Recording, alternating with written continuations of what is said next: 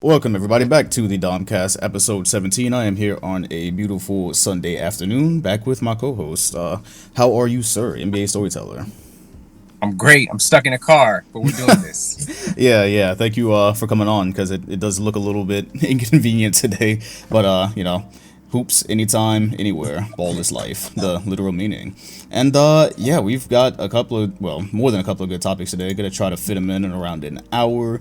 I'm gonna start with pretty much the most important thing to happen this week and kind of get your thoughts. Well, it was actually yesterday. We have the first injury of, it's like the first legitimate injury of LeBron James's career, I believe. He's been out. So, well, okay. He had the groin in 2019. I had actually completely forgot about. It's like the first time I've actually ever seen him in actual pain, though. The groin was just kind of like you didn't know what happened. He stopped. This is the first time I've ever seen him like crash to the ground, type scary type injury. But he's out with possibly, well, not possibly. It is a high ankle sprain. High ankle sprains can run you like a month. Anthony Davis is out indefinitely. You can't rush him back because of the Achilles. It's an Achilles scare. So there's not a whole lot you can do with that. The Lakers are without their two stars 2 months before the playoffs probably. And we have no clue when they're getting them back. I don't know. I'm just kind of laying out the situation here. I'd like to get your thoughts on it. Everything Lakers, everything LeBron and AD injury, kind of where it might go from here. Because the way it's shaping up right now, they could enter the playoffs at like a 6 seed if this goes really bad. So I don't know. Just kind of your thoughts about the state of the Lakers right now. Do you remember quite a few years back when I think it was the Knicks, they ended up being the 8th seed in 1 year, but it was mainly because of injuries they had. And I feel like that's happened a couple times, and I like when something like that happens. I don't want anybody injured. But when the playoffs start and teams aren't where they're supposed to be, I mean, we beg for some sort of parity or some sort of unexpected ability to happen, and just not the inevitable. So whenever we get an opportunity to have a team that clearly shouldn't be a lower seed entering in that place, it's tough to say that I like it because this is based on injuries, but I'm for it. And I mean, even the case, not even to just jump on the Warriors already, just jump right onto this topic. But, you know, with the Warriors' troubles and Steph kind of getting injured a little bit here and they've had a lot of player problems or player issues. But if they're floating around in the 8th seed or having to get in a playing game, the Lakers are 6. That's going to be fun. I think it's something fun. It's something different. I don't really necessarily have an opinion much about LeBron James and injuries. One of the biggest narratives of his career is how he doesn't get injured. But he's found a way over the 37 years in the NBA to not play stretches of games. But then we don't attribute it to an injury. So, I mean, if this is the big moment where we all get to say, hey, this is an actual injury, maybe his body's breaking down or something like that, I don't think it's not new. He's figured out a way to rest himself, which is all your body needs in order to maintain its health and not be injured. So, it's not as monumental as it may seem, I don't think, but he's had a good strategy to get to this point. And it's obviously, injuries are part of it. It's all part of it. It all counts. But the man still gets the credit for being durable. And I hope they fall to 6 or 7. I hope we see something interesting come playoff time. So you're here for the chaos, basically. I'm here for the chaos. Thank you. Yeah, because that's exactly what this is. It's that's where we differ. It's not the chaos that I like, because this type of chaos, say this goes terribly with first option Kyle Kuzma, I believe this is gonna be. Kyle Kuz and Trez and Schroeder, so as the new big three. If this goes poorly, yeah, they are only, what did I say, 3 games out of 6 seed right now. So we could end up in a scenario where the Battle of LA that we didn't get last year, that we've been waiting for, Kawhi, LeBron, Paul George, the big finale, happens in the first round. Like, that's a legitimate Isn't it? possibility. Is anybody really waiting for that? Is Yes. anybody really excited for the Clippers? You're not? I can't. Something about it. I just can't get up for it. It's Paul George. It's something about. The thing is, with Kawhi Leonard as your main person, obviously you're a strong team. You're going to go places. You have a chance, but there's very little that's interesting about them. And every time we get some sort of matchup in the regular season, I don't know. There's just something that's infinitely boring about these Clippers, and I'm just waiting for something to happen for me to be interested in them. That could just be me. Maybe I'm being superficial about this, but there's something that is so vapid about the Clippers, even if they win. Well, let me ask you this. Did you feel that way last year? Because, yes, them losing and not giving us the big finale in the conference finals last year, I felt like kind of took the air out of that supposed to be rivalry. That's how I felt coming into this season. I'm not as hyped for Lakers Clippers as I was last year in the playoffs. But yeah, so is that what it is for you? Is it that it didn't happen last year and now you just don't care? Did you you had non-Clipper interest last year as well? I had non-Clipper interest last year. I think Paul George. I think it's Paul George. I think him as if he's your number three star, I think that's fine. If he's number two, I think that I have absolute zero confidence in him, and it's nothing. I mean, he's a great person. He's done a lot in his life. He deserves a lot of credit, but I will never tune in for a game other than those early Pacers years. But they had an interesting team. They had an interesting group of people, and it wasn't just Paul George. It was a group of people. If Paul George is your headliner, I don't want to watch it, and I already know what's going to happen. And them failing last year was just proving myself right. And I have nothing against the guy. I really, whenever I see somebody who has kind of like that edge, that lack of confidence or self-doubt, and obviously had his issues in the bubble, but these just stem from the kind of person or the kind of mentality he already has. I root for you. I want you to overcome those things. It's like Kevin Durant in the final moments before he went to Golden State. Like, things always just fall apart for him. James Harden, these are the people that it's like they have some sort of self-doubt, and in the moments they overthink themselves or something like that, and they just can never get over it. Paul George is that. He is in that sunken place consistently, and I don't want to see it unless I'm just trying to watch it, for the pain. So just to watch the man go through it again. Fascinating. So anyway, it's almost just, it's like it's a struggle watching him, and I don't enjoy it. Okay. Well, there's one I didn't know. I knew about your So then, go ahead. So then, how do you make Paul George even more interesting? Well, what? Put Kawhi Leonard in front of him? Like who's gonna pull up from 12 feet away? Like, is that more exciting? Okay, so you're taking it from the standpoint of like, this isn't entertainment. Like, personality wise, this is not the end be all matchup for LeBron that I really care about. That's kind of your stance. No, it's a hodgepodge thrown together of some of the least interesting characters on the court. And I respect Kawhi Leonard, and I think with a good cast, he's a perfect character and foil. Even I thought it worked great against the Warriors. I thought that group worked great.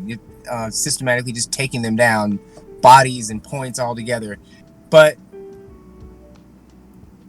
LeBron James is a boring basketball player. He's a terrific, one of the greatest all time, but he's a boring basketball player. And LeBron is boring? Yes, we can go deep into that. I didn't want to say it as bluntly as I did right now. Say how you feel. Say how you feel. The disagreements are great for the show. And an hour of evidence behind it, which I'm compiling. But the Lakers and the Clippers is just nobody wants. I don't want to see that. I don't want to see that. I have questions, but I'll go to the one who is. I don't even know if you want to see the Lakers in the conference finals. Like, who do you want to see against the Lakers? Who's interesting to you right now to see, the Lakers conquer, for LeBron and AD to come back from their injuries and, work their way through the West? Who is that matchup that kind of gets you going? Well, so here's the thing. The Lakers as a team at full strength, I would watch them. But it really just based on this on their strength and I mean they are clearly a dominant team and they're coming off a championship, which I think is a valid championship. There are no fake championships. Every team was there, and whoever won it that year won it. But I mean, you look at a team like that. Obviously, the Nets are interesting. Maybe it's just I don't find a lot of teams interesting, right? And it's just the combination of players. I don't know. I'd have to think about, and we can check some of them off who are actually interesting teams to watch. But like really when you're looking at the lineup of the games, who do you actually get excited to watch? Not just a good matchup or who's going to win or who do you want to see come out on top, but who do you want to watch all 48 minutes of, sit through the timeouts, watch it live? Who are those teams? What are the top 3 teams that you actually want to watch based on entertainment value or something exciting may or may not happen in that game? Off the fly, I mean, if you're talking about team entertainment value, obviously the Nets right now, definitely the Nets for obvious reasons, whether they have 2 of their big 3 or even if it's just Harden, for obvious reasons they would be up there. I would honestly, see, this is where it kind of deviates a little bit. Like, I wouldn't say the Blazers are like top 3 in entertainment for me, but I want to catch Lillard games. Like, I really want to see Damian Lillard games. So by extension, I guess the Blazers. I feel like I'm gonna see something fascinating there. And yeah, Steph has to be up there for me. The Warriors, even though the Warriors can, again, I just took your question, I just crumbled it because I'm going players. Because my problem with when I watch the Warriors is once Steph leaves the floor, it's crazy. Like, it's offensively, anyways. It's not something I really want to see. So they can be competitive in a game up until the point they have to sit him, and if he hasn't already gotten it going, then it's really bad. So, but yeah, I would definitely put them up there. But yeah, I obviously. I will watch the LeBron video when it comes out with whatever evidence you compiled of him being a boring player. Oh, just being boring back. Yeah, I will watch that video because the Lakers and LeBron just in general. Yeah, I've been watching him my entire basketball watching career. Back from when I was a kid. So, and that's where we totally differ because Lakers and Clippers. I get that it's not as interesting of a story this year. It really is not because we saw what happened last year. And even though the Clippers are doing well and they have been doing well at points this year, Paul George has, I feel like I said this in the first podcast. I'm just rehashing things now about how them and Giannis, once you fell in the playoffs, people are slightly less interested in what's happening in the regular season. And so, yeah, that kind of happened with the Clippers this year. But I still want to see Clippers and Lakers. I feel like that, like, when are we going to get this? Okay, I'm not going to change your mind, but it's less about, for me, Paul George, Kawhi, and LeBron, and more about, like, when are we ever gonna get this with the Lakers and Clippers? It does not happen. These two being elite at the same time. The Clippers they've always been little brothers, and they rarely ever have. They're rarely ever in contention. We had the Chris Paul and Blake era. That was the closest they ever got. And so you bring the Kawhi and PG era in now. And, oh, wait, these happen to be 2 of LeBron's rivals, I guess you would say. Paul George from the early days in the Eastern Conference and Kawhi from his days with the Spurs. So I feel like it came together perfectly. And we get to see these teams who have to play with the same crowd, which is why I was kind of let down it was going to happen in the bubble last year. But we get that this year, and hopefully by the time this happens, I don't know, but we get to have some fans so you can feel that. I just feel like I guess that's the angle that I come in from, is that you can't recreate this anywhere. You can give LeBron a rival somewhere else. You can give, like, KD a rival somewhere else. But you can't recreate LeBron, Kawhi, Paul George in LA. The Clippers trying to win their first title ever, trying to have their first success ever, and Paul George trying to have his first success against LeBron. I don't feel like you could write that anywhere else. I don't know. I think the characters together there, I think they're interesting. That's the angle that I take it from. Okay. The part is, if I have to be talked into it, then. But the thing is, I get it. I get the weight of all of that, all of the individual parts. Something coming together in a Clippers uniform that just feels stale. It's almost like a dinge on it, and you know what? It also just feels temporary. And okay, it feels like it's of the moment, and it's not necessarily something that's going to last. And we obviously don't get a lot of rivalries that last a long time anymore. But I don't feel like Paul George and Kawhi Leonard are going to be Clippers till they retire. feel like this is a the current jersey for the narrative that we just are begging for. You know, some sort of long-standing rivalry with LeBron, obviously. Then, and let me just clarify: LeBron has not always been a boring player. You know, I think with the Heat, that was exciting basketball, but there's something about him settling into his position and the way that he dominates a game now that is effective. And effective isn't always interesting. And I get it. He understands the long haul of the season and how it needs to go and how you need to get there. Including taking time off, or I don't know. I mean, do we know we know about this injury, right? We know Got what it is. high ankle sprain, Yeah. which is generally like a month maybe, but it's indefinite right now. We don't actually know. It could be 3 weeks. We don't know. But I mean, I will watch the games. I will watch the games. I was just trying to go through some teams. You know, I'd watch a Nuggets game. There's something about the Nuggets. I like enjoy watching them. There's something playful, or just there's more of a natural uh, joy in the game or playing that you see in some players, and just not kind of like a like a dead-eyed kind of just business approach to it, which sometimes some of these players just give off. But crap, there was one thing I wanted to say. You brought up something that was really interesting. All right, well, I'll have to come back to it. But there's something I really wanted to say about LeBron James and AD. God bless it. Okay, keep it moving, please. Yeah, I wish I wish I knew what it was, because I have no doubt it would have been interesting. I was leading to it. The point was Yeah. okay. So I guess to kind of cap this off, cause well, I got it. Oh, you got it. Great. I got it. Awesome. I don't think we understand the full effect that having no crowd has on the game of professional basketball and the show that we're watching. And the whole aspect of playing to the crowd is playing to the audience at home. And I've talked about the idea of how players actually in the arena, they play to the crowd. You know, there's moments where they're actually interacting with the crowd, and then there's moments when they actually interact with the camera, with the people at home. And I think that that's something that is desperately missed. I mean, not only are we lacking the interaction with the crowd, we're lacking the interaction where they're finding the cameras. And you know, some players are finding it, and it's kind of it's nice to see that they're still aware that it's a show and they're surrounded by cameras. When people give a look, there was one that Steven Adams had a few weeks back. I think he blocked somebody's shot, and he looked right in the camera, like he was like, because they called a foul on him or something. But he was right at the camera, like a little moment between us, like, oh man, don't call a foul on me. And it was great, and I love that kind of stuff. But the idea that they're in a theater, I think it's something that LeBron really fed off of and enjoyed. And I don't know, we're not getting that. And it just looks a little bit more clinical across the board.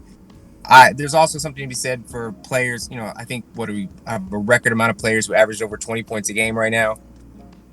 Like, just the amount of playing and the comfort that players that typically might not play that well have, not having all that pressure on them. But that's kind of a different angle to it that can all be studied and pulled apart, you know, as the years go on. But the show angle, people aren't playing up to the crowd or the theater aspect of it. And I think it hurts the show that we're watching. And I think that was a big part of LeBron's game, knowing that was there. And I think that is part of the reason I'm finding some of these players, some of these teams a little more boring than they usually would be. Okay. Yeah, there it is. Yeah, no, I mean, I've seen people coming into this part of the season basically saying they are starting to miss the crowds a little bit. I'm glad that I do get what you're saying, because as you were talking about the LeBron point, I had plenty of images and snippets in my head of him interacting with the crowd. And he said it last year before we knew how screwed we actually were. He was saying that, oh, if there wasn't a crowd, like he didn't want to continue. Like, I remember specifically saying that, yeah, because he was like, I do this for the fans, was how he put it. But There's definitely a piece there. That's why I'm glad for the playoffs as we have another 2 months. It looks like we're gonna at least be able to fill some of the arenas. I think Philly had a good amount of people last time. LA still didn't have like anybody, I don't think.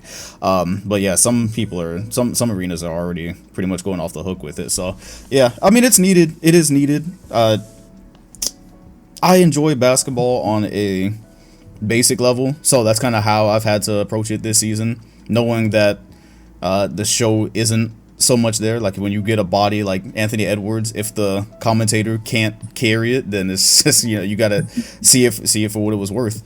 But yeah, I think we'll be good going forward. I understand what you're saying there though. So the Lakers, Anthony Davis, LeBron James, gone for an indefinite amount of time. We will see what happens there. I have no fear of them falling out of the playoffs, but it is just a strange thing right now because I'm like, what if he did come back in a month? That would be April 20th. So then he would have to come back and work in with Anthony Davis. I have no doubt that the Lakers are probably going to want to load manage them both because you need them for the playoffs. The Lakers run through them, the West runs through them. But I'm kind of curious about how good a shape they'll be in and what kind of chemistry they'll have because it's a tough West this year. It's a tough West. You got the Suns are second seed right now, I believe. The Clippers are there. The back half of the West is ridiculous. Some team is probably going to be dealing with like Luka as an 8th seed. So if you get like first or second seed, that's your prize this year in the West. You get to play, an MVP candidate at the moment right now. So it's all going to be interesting to see how it works out. But yeah, this is definitely one of the worst situations I've ever seen the Lakers in. Speaking of somewhat shitty situations, I guess, the Spurs are not a shitty situation. It's the LaMarcus Aldridge situation that's shitty. The Spurs are actually okay. They're getting younger. They've got exciting pieces. They're not a dumpster fire, even though their last plan didn't work out. But this is perfect because I've had Popovich written down, I think, since we started podcasting. This is a topic. Popovich is a topic that you've taken up on your channel and videos, and finally this week the Spurs were in the news. Or I think it was last week. We didn't get to podcast, and LaMarcus Aldridge era is over. They are going to mutually part ways. I think Aldridge is going to end up getting bought out. I'm not sure if with this contract he'll be traded. But whatever the case is, when the Spurs brought him in, he was supposed to be pretty much part of a superstar duo with Kawhi Leonard. The Spurs were supposed to have their next, I want to say dynasty team, but their next contending team for however long. That did not work out. LaMarcus Aldridge we'll see what happens. Rumor has it maybe Miami. Anyways, though, I saw you tweet something out about Popovich and LaMarcus Aldridge's relationship, and I don't know, I kind of wanted to I wanted to get you talking about Popovich on this podcast, wherever that may lead, because full disclosure, I wouldn't call myself a Popovich fan, but I like the guy. I like the Spurs. I like what they've had going on. But you clearly have a bone to pick there. And as far as I'll go with LaMarcus Aldridge and Popovich or whatever it is, obviously Marcus was not really the same player in San Antonio. He was good, but he wasn't like Blazers LaMarcus, and I thought we knew that was going to happen. He was coming there with a lot of talent. He was being put in on a team that was kind of already established, so I kind of knew things were going to change a bit for him.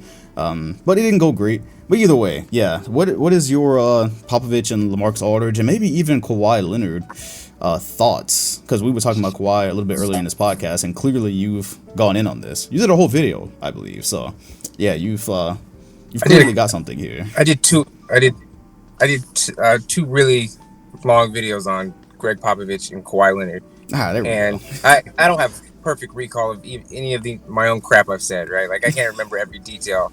Right, so a lot of this is going to be generalizations not natively, but based on things I know are pure facts because I did the research on these things and spent time. And I remember the feelings associated with everything that I've said about this man. But I have a question for you first. Do you feel Pop is a little run down these days? Do you feel like he's what's your take on him now? Run down? I wouldn't say if you're coming from are you coming from the angle of they just a person? He looks like he's beat. He looks like he's finished. He looks like he's I don't coach watch enough, so I don't know if he looks. I mean, he's been in the game for a while. I had a tweet like 2 weeks ago where I was just thinking about the fact that he coached against Michael Jordan and now he's coaching against Zion. It's a pretty long time to be in here, I guess, especially as much as he's yelled and stayed on players and his style of coaching. I guess that might get a bit exhausting. He's also had some personal things he's gone through in the last like 3 years or so. But the Spurs are holding their own. They were almost in the playoffs last year. It looks like they're going to be in the playoffs this year. I don't know if I look at him as right. He looks like Popovich always looks like to me. He always looks very like stone faced and ready to I don't know. Like even physically, like you've seen him recently. You've seen those little commercials he's been in, Yeah. like the vaccine. He looks finished. Like he dresses a little different. I don't see him in immaculate suits anymore. That's he's what you're got he's got his hair grown out long. Yeah. He looks run down, and there's almost a level of sympathy that I might have for him where. In this LaMarcus Aldridge thing, I have mixed feelings about. I feel like there's a coming to grips with reality moment that he's having, where he may have been held fast and held out. Maybe the Kawhi situation was a learning process for him, showing that he can't just by brute force get his way.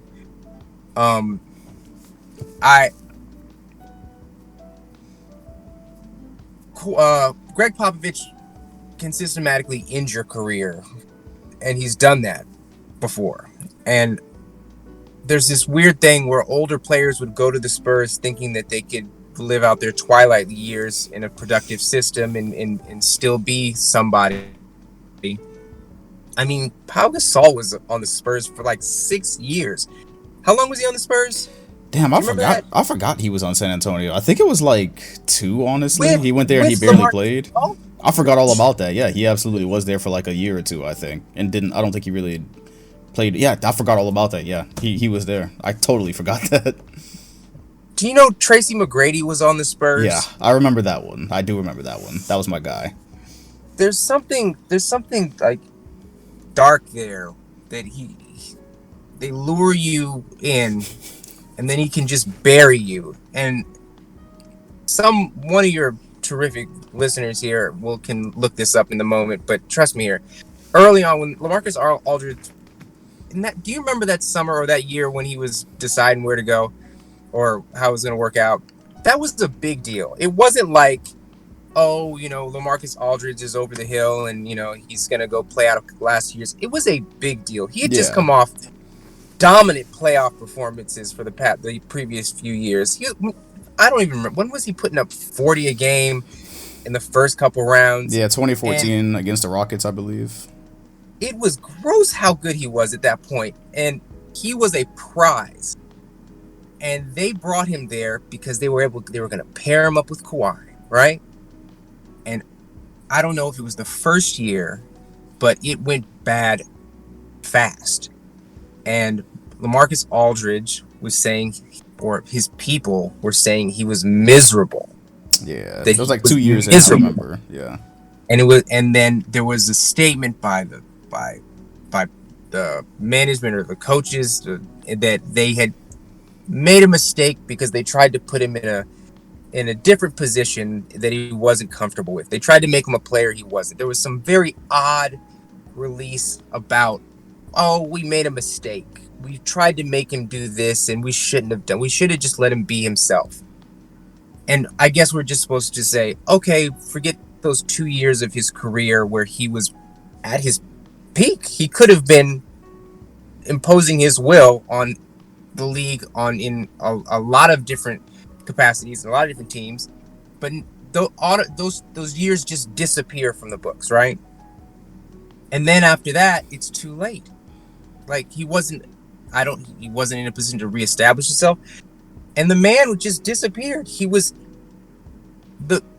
and I have to find this, and I promise you this statement exists, where he was saying how miserable he was in that Spurs system or in that Spurs organization. And I felt so bad for him because they lured him there. And everybody just believed it, that it was a great situation and this was going to work out for him. And this was overlapping with the Kawhi situation, which was just the the way the system tried to eliminate Kawhi and tried to slander him. And I just remember this. This is like the epitome of it. It's because I always think whenever a basketball player, like their uncle is representing them, there's all this negative connotation for like, oh, well, his uncle's representing his uncle. There's all this bad connotation with an Yeah. uncle being your the voice of a player. Obviously, it just comes off as the person's trying to get over on everybody and get something for themselves. But Kawhi's main person was his uncle. And I remember there was a statement or something about, or Popovich said something about, oh, well, his uncle, something about his uncle. I'm just like, you're really trying to frame this like this kid, this guy, this kid. I'm falling for him. This man has no idea what he's doing, or that he has improper representation, and he doesn't know what he's doing in terms of Kawhi. And then it all led up to the point where I think they were in LA, and Kawhi was supposed to have one more meeting with the Spurs, and I think, correct me if I'm wrong, either the meeting lasted only a few minutes, or it didn't happen. I actually don't remember this one. Yeah, I actually barely remember this. It was like a final straw. This was after Tony Parker and Manu Ginobili had come out saying how, oh, his injuries aren't that big of a deal. I've dealt with more than him. And the whole team, the whole system was just aimed directly at Kawhi and just to deteriorate his image and to make it look like as if they were making bad decisions. And the only good decision makers were the people involved with the Spurs and the Spurs doctors, and we're looking out for you here. But Kawhi held out, and the strength of him and his family and his uncle, gotta, give uncles a good name again in sports. But the way it worked out with that last meeting, it was the final straw.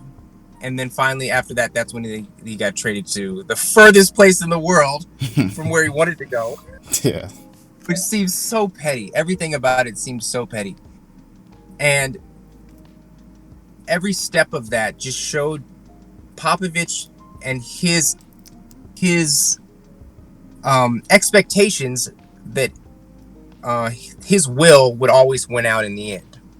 And by force in the organization, and just, I guess, just the assumption that we've all given him the benefit of the doubt that every great decision every decision Pop has ever made is a great decision. Even though he's clearly never been a good end of game coach.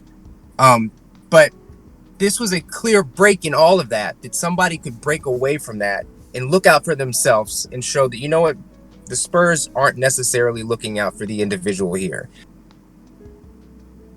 So then LaMarcus is stuck there. He's already miserable. They're not featuring him. They're not pushing him. I believe he got injured at a certain point, and his career basically tanked from that point. I think he clearly was still around. He wasn't non-existent, but he existed just on the outskirts of relevancy. And that is an organizational decision. And we know they don't want players outshining Popovich. I mean, there's in one of the videos I made, there's a whole series of clips where Popovich is telling his players not to talk to the media, and you shouldn't be out there talking to them. Meanwhile, that's his job. He's the guy who gets to be the face and say all the things, and then obviously he gets to dress it up with something nice and political and say something great about, humanity, or, fuck Trump or something like that. He gets to say that, and people go, oh, great, Pop for president and stuff like that. Meanwhile, he's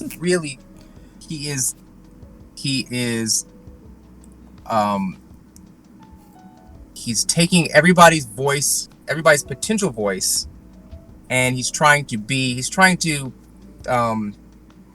it's just control. That's all it is. And it was demonstrated with the Kawhi situation that you can't have final control with somebody who has a stronger will, or at least in that moment, or stronger focus or determination on what they want in their life. And it was clear that LaMarcus Aldridge didn't have necessarily the people around him or the will of his own. And he had that blanket trust in Pop, and now we're here, where it's like the weirdest end of a player team relationship I've ever seen. Like, it really feels like for them to put out a statement Like, well, we've come to a mutual agreement. This isn't going to work out. You know how much shit has gone down for that to be the first thing they say about it? Like, the amount of things that have happened behind the scenes that somehow have not gotten out, for that to be what actually gets out means things have been ugly. So I just really want to see. I can't wait till more comes out about it. Till somebody sticks up for LaMarcus, or somebody in his camp actually comes out and says what's been happening behind the scenes. But thank for Pop's sake, LaMarcus has been quiet. He has not been talking. I don't, but eventually his stuff has to come out, and it's going to be ugly. And you can mark my words, it's gonna be detrimental. That, on top of more stuff that comes out about the entire Kawhi process, it's going to be a stain on Pop's career, and I think it's going to finally break through, and just kind of tarnish the man's career. He's not a saint. He buries people's career. You know what he said a long time ago? He said how he prefers foreign players as opposed to American players, because American players aren't grateful for what they have. Like, can we just take the code out of that? Like, what do you mean by American players, Popovich? And anyway, okay. That's my take on Greg Popovich. There's so deep-seated, like, stuff going on there that we've all just fed into, that is gross, it's pervasive, and it's killing people's careers. He's just tearing up their pocketbooks, just like eating into their generational wealth for the sake of him, being able to say, look like he cares about Black Lives Matter, Anyway. What type of response? Because Pop is a fan favorite. What type of response did you get on those videos when you let, I'm assuming, some of this stuff out in one form or another? Do you remember? It was two. One was people saying, "Oh, okay, I see," and the other one was Spurs fans who just hated everything. Like, that was it. Those were the responses. People say, "Oh, I didn't understand. I didn't see all this subversive stuff that was going on right below the surface." And the other one was just Spurs fans who hated it, and that was fine. Like, I expect that, but it's beyond it's beyond basketball. It's control. It's right. It's who has the right to say what they want and be in control of the position. And that it really, a lot of it really comes down to that just throwaway line about foreign players are grateful for what they have. There's so much there. You just slip that through. I have to look up. I have to look more into that one. I honestly don't remember that one at all. But yeah, I'm paraphrasing it, but it is the exact sentiment. Yeah. Where he went on about foreign players versus American players. Okay, Pop. Where he sits around with accomplished veterans like Tim Duncan and looks at him and says, "I feel like I'm your daddy." Says that. The man says that. And then there's like this little tribute they did. It was Tim Duncan and Manu Ginobili and Tony Parker. They were sitting and Greg Popovich was there, and they were all just reminiscing about stupid shit. And he says, like, they were going on this whole segment about him being a father figure, right? Mm-hmm. And just feeding into his little greasy ego. And he's just looking at him, and he just had to say it. He just says, I feel like I'm their daddy." And then you saw the other guys like Tim Duncan, and it wasn't like, "Oh, that's funny, that's great, oh, you're so right." They just were like just took it, and that just says so much. And I've used that clip so many times in different videos where he's like, "I feel like I'm their daddy." Like, what? You say daddy? Like, who's? Do you remember that time when somebody said to Kyrie Irving, where they were like, has LeBron James been like a father? He took it that way. Yeah, that's what she said. That's how I feel. That's like, every time they try to pull that father figure stuff with some coach, I'm like, most of these people have a father or have a father figure, and this is a coach. But there's that old, throwback just narrative of these being these saviors and these father figures to people, and he eats it up. And I've never heard the coach actually call themselves the daddy. And it's so gross. That's the second So one I'm gonna have to look up. I'm glad you that brought one, up the big three. I will send you links to both of those. Yes, please, please. I'm glad you brought up the big three. I was gonna ask.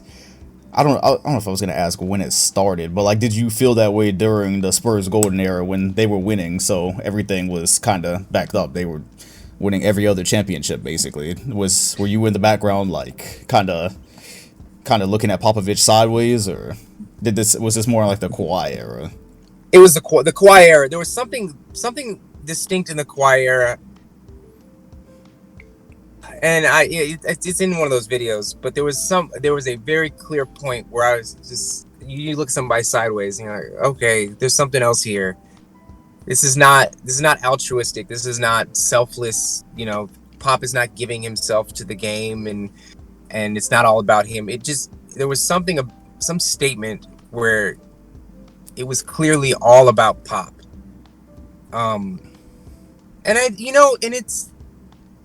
We're talking about humans. After 50, 30 years of people literally calling him Pop, everybody, it has to get to you, and then at a certain point you believe your own hype. And I think there's a certain point deep into it, before Tim Duncan retired, before the original big three was gone, where he really bought into it, that this was his doing, that he did this. And maybe it was pure of heart before that. But no, I wasn't some early adopter to this perspective that he's a gross old man who shouldn't be around people. No, that's that. Back then, I'm pretty sure I had respect for him. I mean, I hated him because the Warriors had never. I think it was like last year the first time they ever beat them actually in San Antonio. I know it was before that, but back then, no. There was no, because you had people like Tim Duncan.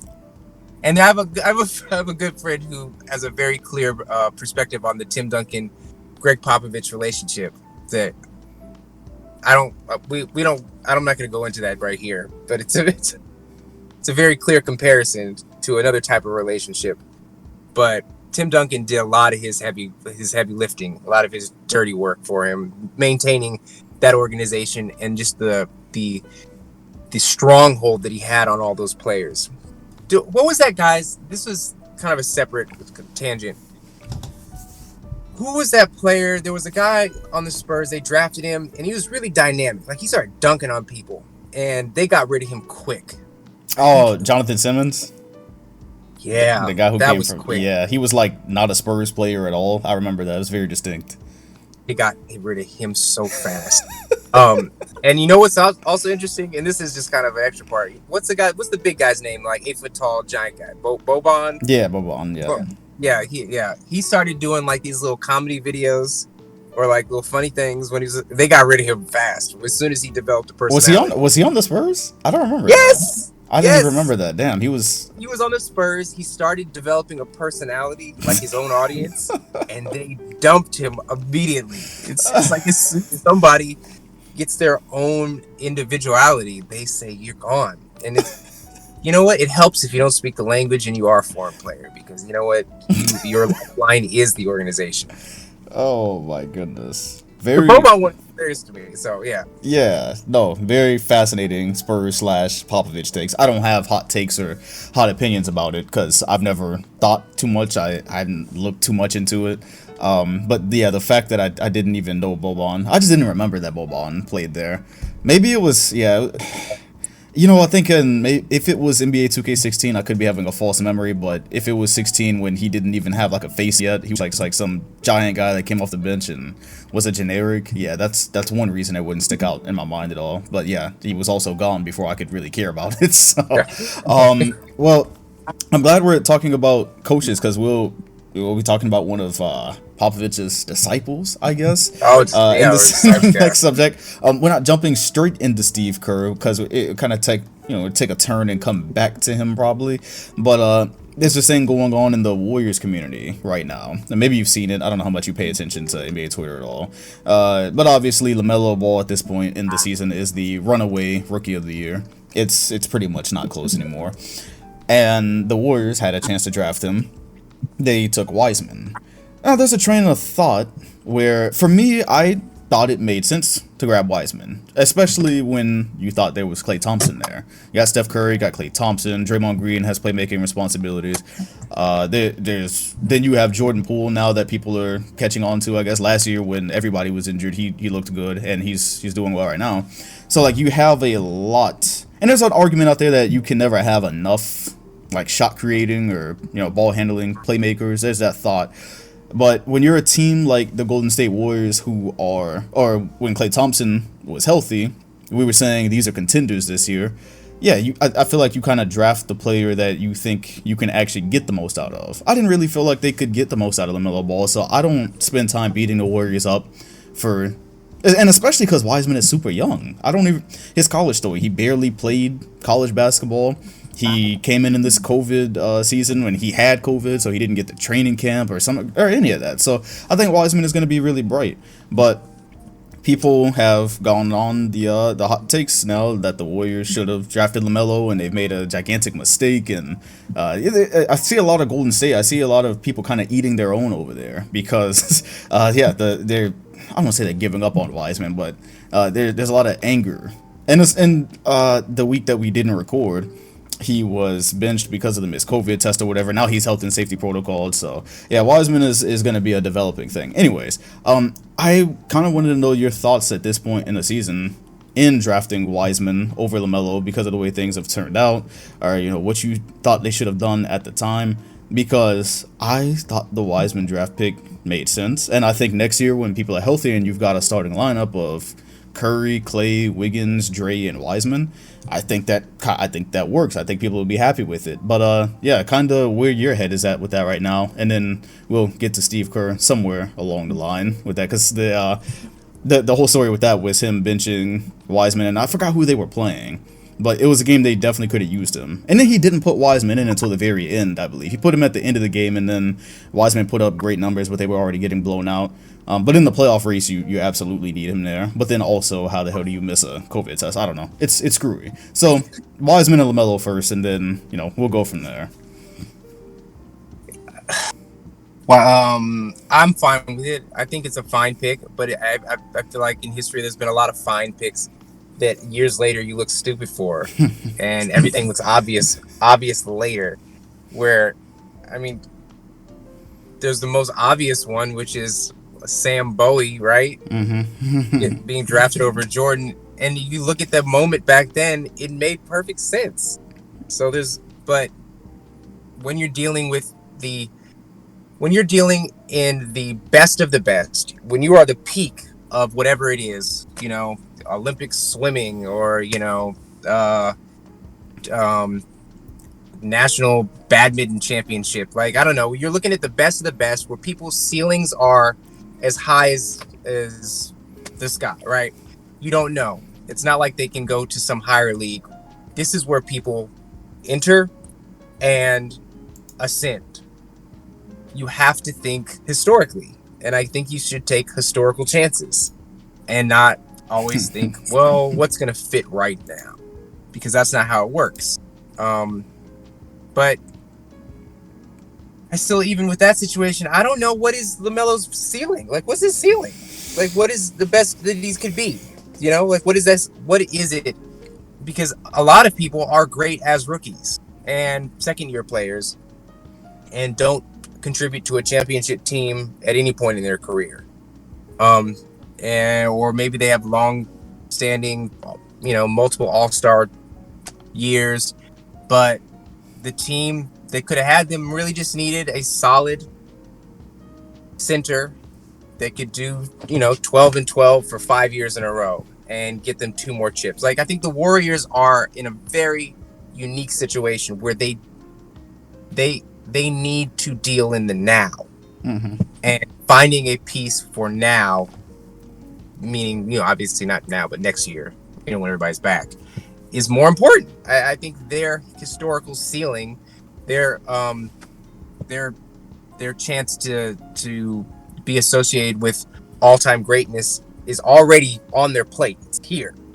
So you don't need to you don't need to you've already made that, you've already attached yourself to something that could be great. So I think being reasonable this one time made sense. And it's not even that it's a bad decision. Like, he's not a bad player. He's not a bust already. No way. So I think that's a lot of that is just people getting ahead of themselves because they don't know what else to do. And I think Warriors fans we're just like anxious.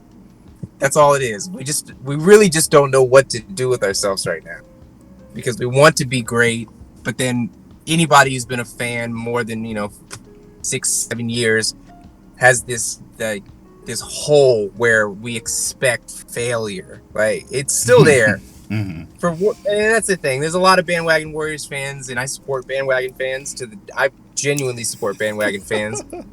I think the NBA would be nothing without bandwagon fans. That's a fun one. I think if your team is good, then you should welcome the bandwagon fans because you know what? It means your team's actually good for once. Welcome them to the party, please. What do you want? Like 2 people at the party? Like, that's it? Like, welcome people. Come on. That's where you get the new excitement from. Everybody else is burnt down from losing so many years. Like, just, you need fresh blood. So, okay. But with Wiseman, he's a good player, and you see flashes.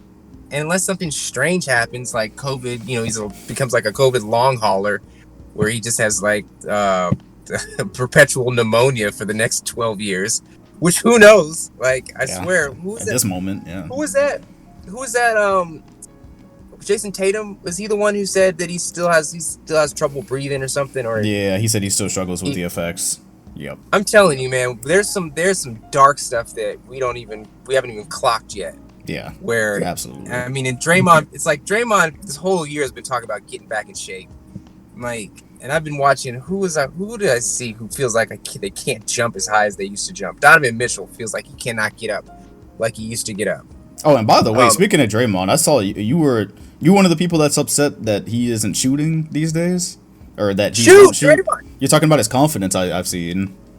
Steve Kerr, 5 years ago. This was the game. This was early. This might have been around the game, the Thunder game, the Steph Curry half court, bang bang shot. Steve Kerr was yelling at him to stop shooting. He told him you are not a shooter. Oh, the halftime incident. Yes, and Draymond yelled back at him like, I'm not a machine or something like that, and yelled at him. And that's the day Draymond lost his shot. It's never been the same. I don't know. It's been incrementally worse every year, and the form, every part of it has gotten uglier and uglier. And I knew it when it happened there. I was like, man, you can't do that to somebody who's already iffy, but he had confidence. He had confidence in his shot early. And how much of basketball is just believing it, right? You can talk to Paul George, right? You just have to believe that you can make that shot at the end in order to take the shot. If you don't believe you can make it, then you're going to be questioning whether you should take it. And if you're questioning whether you can take it, you're not going to make it, right? Or you're going to pass it, or something's going to be off. You have to be so obsessed in your confidence and your ability to make these shots that you believe you're the one person in the world that can do this at the end of the game while there's 20,000 fans and millions of people watching you, and everybody's paycheck and teammates are watching you and believing in you. You have to be so like psychotic and obsessive that, or just self-centered, that you think you're the person to take it. And that's what you want somewhat in your players. And if some coach can stick a little wedge between you and your confidence, saying, hey, you're not a shooter, you're not a shooter. Don't shoot that. Your coach says that to you. Don't shoot that. I don't care who you are. It's going to stick with you, and it'll eat away with you. I'm going to reference something very old. I've been trying to figure out a way to get this in a video. Do you know Seinfeld, the show? I've heard of it. I don't know anything about it, but okay. I've heard of it, yeah. All right, this is a great show. I caught most of them in reruns, but Seinfeld is a great show. There's a show where the whole bit was that this guy was a bad at breaking up, right? Mm. And every girlfriend that he ever broke up with would come back and try to stab him, right? He was Oh, so bad at breaking up that they would be so angry and they'd come back years later and try to kill him. okay. And then so the main character, like she's dating this guy, and he goes to break up with her, and she's like, all right, let's see it. Like, let's see what this famous breakup thing is. And he just looked at her and says, your nose is too big. And then he got up and walked away. And then that was it. And she was like, that's it? That's it? But then over the episode, she just got more obsessed over this idea that her nose was too big. And then eventually she found him in a restaurant and stabbed him with a fork. Nice. And it's like, just the littlest thing can just eat away at somebody's confidence. You just point out one little flaw in somebody's face that nobody else really likes to mention, and just say it out loud, and they are going to hate you for it and never stop thinking about it. And Steve Kerr did that to Draymond Green at such a pivotal moment in his career, and he's never gotten back to it. He doesn't even like to shoot. Yeah. And I mean, you could track that. Like, that's one of the things that I believe in deeply, that is a case where a coach broke a player's part of his game. And Draymond has doubled down and tripled down into the aspects of the game that aren't shooting, because he is great at those.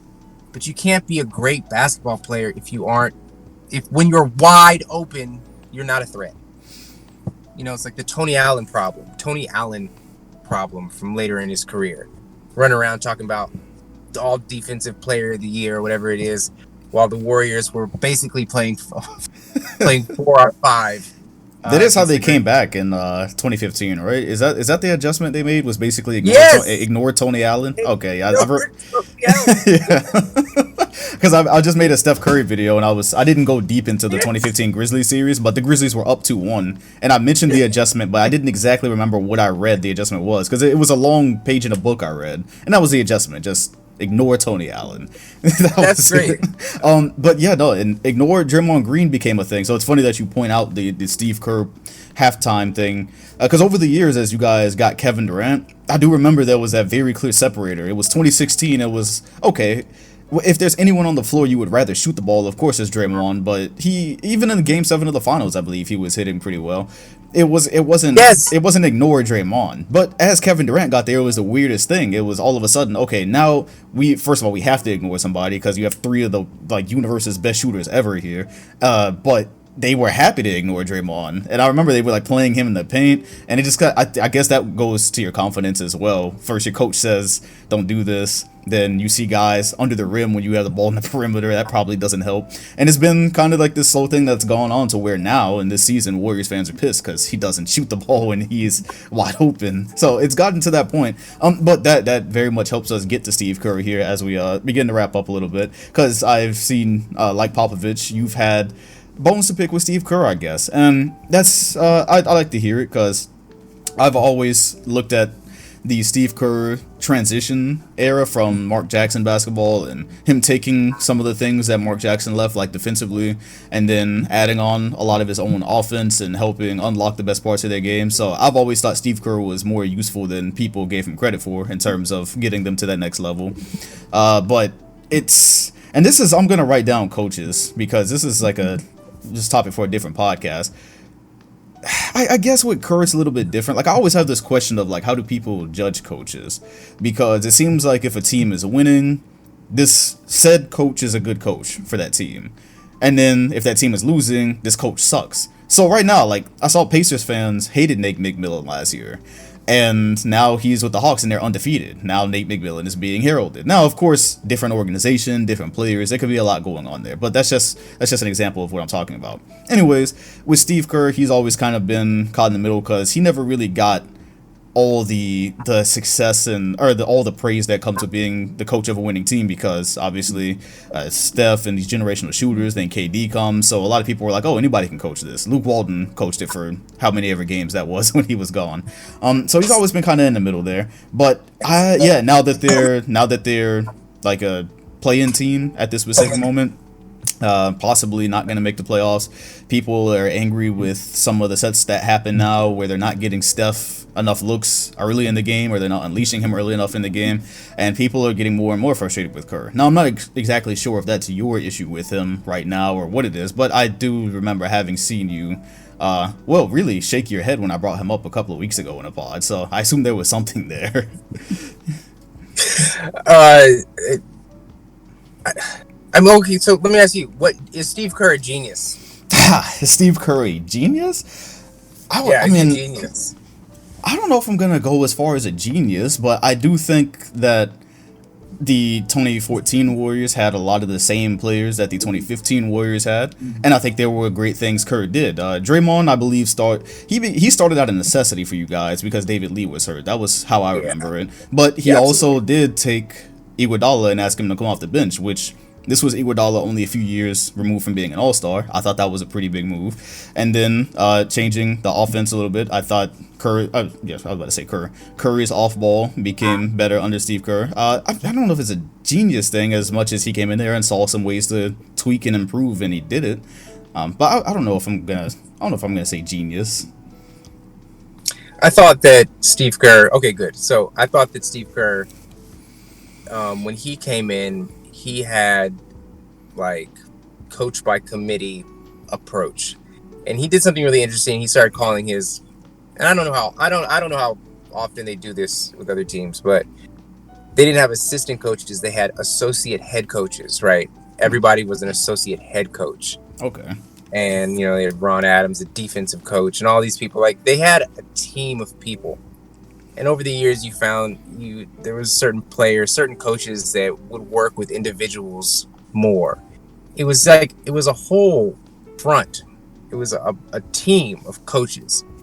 And over the years, it feels like it's just thinning out into a traditional head coach, and what he wants is how it works, or at least that's the way gets blamed, or the blame gets laid out. It's a tough thing on an ego, right? Like, to have all that success and then to not have success and then to struggle. It's probably the hardest path of a career, to come in and have the pinnacle of success and then start the slog, start to figure out how to make a team win. I think there's something that happens in sports where a coach loses the locker room, where you just got to identify it when people start looking at you sideways and don't respect you as much.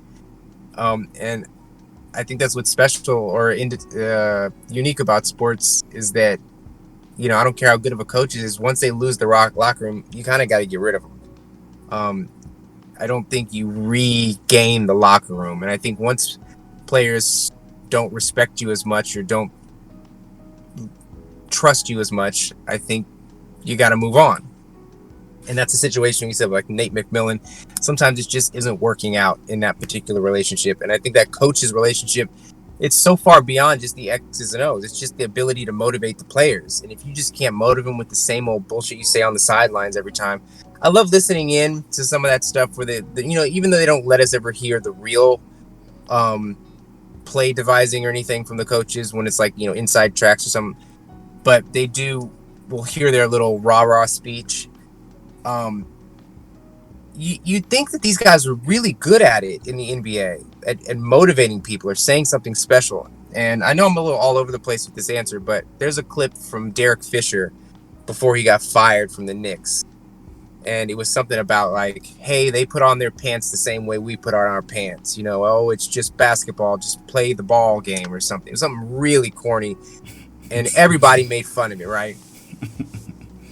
And like, it was like this marker of, gosh, this guy's a horrible coach. And then I remember in the bubble, there was a clip of Frank Vogel saying some very similar stuff. Like, hey, guys, it's just one leg at a time. Let's go do this. Be a team. Go play ball. And I'm just like, man, what we consider a good coach or a serviceable coach, and who we will mock to death as a waste of time, is very subjective. Like, we don't really know what makes a good coach. And it's Yeah. clearly not the rah-rah part, And there's also a clip. I remember there's a clip. I think it was Mark Jackson's last series against. It was the playoffs versus the Clippers, and there was some part in there where he was trying to motivate the team to go out there and do something, and it just sounded, like corny, like You deserve this. You deserve this. That one. yeah, Yeah. yeah, You okay, deserve yeah. it. Yeah. Yeah. I remember that one. I was thinking about that as I was doing the last video. Yeah. Okay. Oh, good. Is that video out? You dropped it yet? Yeah. Part one is Okay. Korea's story Oh, is really really long, so I had to break it into two. okay. I will be enjoying that. Yeah. Yeah. Okay. Maybe on a plane ride home or something. Yeah. Yeah. Oh, yeah. Um. Yeah. It's like I don't. So then, what is it that makes a good coach? Right? Is it that the players are actually listening when you say the corny stuff, or are they rolling their eyes? And there's so many times where you see people around them, and there's some of the key players are just looking the other way. It's like, well, at what point do you lose a locker room? And at what point is the strategy the point, or is it that nobody wants to listen to you being the point? I don't think Steve Kerr is doing anything revolutionary with the team. And I think the more educated people are about strategies and play calls and just the way things are so easily broken down, there's been a demystification of coaching and play calling and how to actually make a team effective. That there's a lot of very smart people around basketball that can devise offenses that work very well. So what is that missing piece that makes players want to listen to you? And I feel like Steve Kerr he had that new car smell, and there was a magic in the in Oakland, and it was a timing thing. I don't know if he's the guy to get a team who's not playing well or has a lot of trouble to stay motivated. He seems apathetic. He seems like somebody who expects things to go well because they have. And I know he had some trouble, when he was in the front office with the Suns and stuff like that. But whatever, was he the GM or something? Yeah, the Phoenix? Suns, I believe. Yeah. Yeah. But I feel like there's something that we all expect of him because he's been around so much greatness, and he is one of Pop's disciples. That when he is around, there's greatness, right? And right now, I don't think he's the guy that's going to get you from the bottom back to the top. I'm not just saying dump him, but I really appreciated a team effort. I mean, the man had the players coaching a few years ago. Do you remember when he let the players coach the team Not during games? particularly, no. He let Andre Iguodala coach a game. Oh, okay. This was a couple years ago when KD was still around. It was last year that. Yeah, he let the players coach. I'm saying, like, that's a great idea, but at the same time, there's a reason you're doing that, and that's just to generate new interest in something different because people are getting bored of hearing your voice, and I think that's a serious, a relevant issue in professional sports. If your players are bored of your voice or sick of your voice, you can't get that back. You can't get it back. I think that's where they are. I think that's where Steve Kerr is. Okay. And it's only a matter of time. But you got somebody, it's just like Tim Duncan. If Greg Popovich has Tim Duncan, his system works. And as long as Steph Curry is not making noise about it or not complaining about it, I mean, we saw Steph Curry have to go out of his way a week or so ago. Yeah. I don't know if people understand how big of a deal that is. I think they do understand. Yeah, because that's the first time I've ever seen Curry. Like he even looked like he was straining to actually yell at his teammates. Like it looked like it was physically difficult for him to do because he doesn't do it. Yeah. No, what did you take away from that? Yeah, this is shit's getting real basically. Curry's held it together great this year. Like to full transparency, better than I expected, because when you go through everything that he had over the last 5-6 years reaching now, you do begin to wonder, first of all, I didn't think he was gonna be averaging 20 points on 37% or anything like that, but I did wonder if teams are able to triple team him without fear, how does this work out? And he even exceeded my expectations. But I remember one time when it was the end of Kobe's career, and he said, because Kobe always kept that confidence up and that veil up. So he was playing with goddamn D'Angelo Russell and Julius Randle, and he was like, "Oh yeah, I expect to win a championship this year. Why shouldn't I?" And then like halfway through the season, it came down. He was like, "Look, man, I can't look at a cat and tell it to bark. I know what time it is here now." And I never forgot that It was the first time I seen Kobe actually just say, "I recognize this situation. I recognize that I can't defeat this one." And so, seeing Curry strain to yell at his teammates, he almost still looked like he was smiling while he was doing it, like he didn't want to be doing it. It's he's been put in difficult positions this year, and he's exceeded the expectations, I think, of many people. But reality has hit that this team is likely a play-in team. Injuries or no injuries, right? I mean, well, obviously, not talking about Klay Thompson, talking about the roster that's here. With the roster that's here, this is a play-in team, probably like 7th or 8th seed. He's not accustomed to it, but I think he was also realistic about it. But it does catch up to you when you are literally the entire offense. We've called Steph Curry the system before, but when he's not there now, there's nobody else dependable. It's really ratchet. And so seeing him have that coaching moment, I was like, wow. First of all, I just had nothing in my head to compare it to. I've never seen stuff like that. It just kind of put into perspective what situation he's in this year and what situation the Warriors are in this year. And I mean, God, he's still in his prime. He still wants to win. And when Klay comes back next year, they will probably be right back in contention, because we see guys can come back from Achilles injuries now. And he's still in the middle of his trying to win phase, and he has another part of his career to author, I think. And so that passion is there. I mean, I like it because the passion is there. It's not just he's not just chalking the season up, Even if they are going to get to the first round and get gentlemen swept by the Jazz or whatever, or getting beat, Steph is Steph. That's pretty much what I said. And Steve Kerr's breaking clipboard trick isn't gonna work more. Right? Not this time. Yeah, he's run out of tricks. Yeah, you gotta have a bag of tricks. Tell me this. So since we talked about coaches, should I, for the future, write Phil Jackson down, or do you not have any Phil Jackson thoughts? I feel like I should have Phil Jackson thoughts, but I don't. I'll put it as a maybe. I'd love to hear your thoughts on Phil Jackson, and dig into those. But write them down. But that's gonna be a Dom-led conversation. Yeah. Yeah. We'll definitely get to Phil one day. But for now, we have reached the end of this podcast. I said I was gonna try to keep it at about an hour today. I thank you for toughing your way through this in the car. People aren't going to see this one because I had already planned to use gameplay footage for this podcast anyways. But you've got quite the setup here. You've got it looks like the SUV. Oh yeah. The vertical cam. Yeah, we thugged it out this time. So, as always, this podcast is on Spotify and Apple Podcasts. I was moving it to a new network last week, so that's why I kind of disappeared. If you use the links that I have in the comment section and description, it will be there. Storyteller's channel link is always there. I recommend you go check out his new video on commentators. I enjoyed that one. Yeah. That was thank you.